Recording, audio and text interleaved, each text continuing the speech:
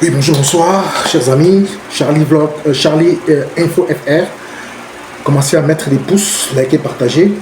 L'Iran brûle. L'Iran brûle, mais Israël brûle aussi. Je vous explique.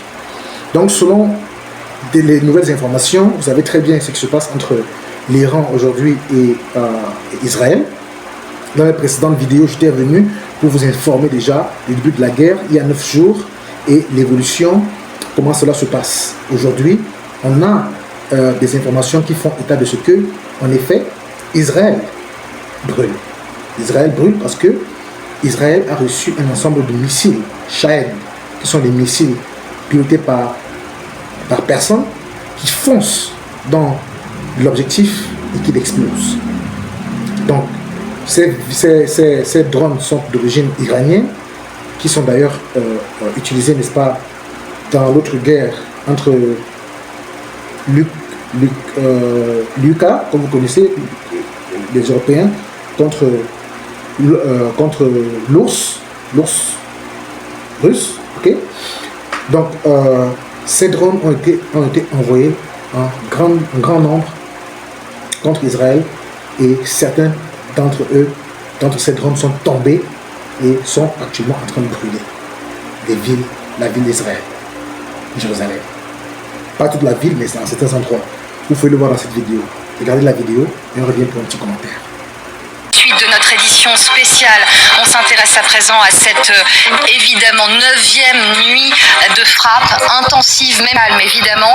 On sait que des débris, notamment d'un missile lancé sur Tel Aviv, ou en tout cas sa banlieue, ont provoqué un incendie, mais également, on va le voir aussi sur ces images, dans un quartier résidentiel à Beit Shan, dans le nord de l'État hébreu, touché par une frappe de drone. Et c'est une première. Des drones, vous les voyez là, images diffusées par la télévision iranienne, non datées, mais ce sont là encore, David Benaïm, ces images, guerre de communication, parce que nous sommes là-dedans. Ce sont des avions sans pilote, tout simplement, qui peuvent être redirigés. De ne pas attendre plus longtemps, de se débrouiller par nous-mêmes, et c'est comme ça qu'on a trouvé ce bateau qui a très gentiment accepté de nous emmener à Chypre depuis Haïfa. Quitte à faire donc 18 heures de traversée. David. Vous avez vu la vidéo. Aujourd'hui, on se rend compte que faire la guerre n'est plus une histoire de que on est grand ou on est puissant, on est fort. Même les petites nations, même les plus petites nations qui n'ont pas d'aide ou qui n'ont pas, n'est-ce pas, de soutien de n'importe quelle armée du monde peut toujours vous faire mal. Israël est une grande nation, une nation puissante, une nation forte, une nation qui a beaucoup d'intelligence et qui pose beaucoup d'actes dans le cadre du développement de l'armement et surtout dans le cadre de l'innovation technologique. Mais c'est sans compter avec l'Iran, qui est aussi une grande puissance gérée par le régime des Mollahs et qui ne s'est jamais laissé faire, qui est l'un des leaders, n'est-ce pas, de l'armement, de la technologie, de l'armement dans le monde arabe. C'est un pays qui est craint par l'Arabie Saoudite, imaginez-vous, craint par l'Arabie Saoudite, craint par les États du Golfe. Malgré toute leur richesse et tout leur argent, c'est des gens qui craignent vraiment l'Iran. Et c'est pour cela que vous allez vous rendre compte que ces nations ne bougent pas le petit doigt, même s'il s'agit d'une nation musulmane comme eux. Encore qu'il y a une différence, ils font toujours une différence entre les chiites et les sunnites. Ok? Donc, voilà les informations. Je reviendrai avec d'autres informations.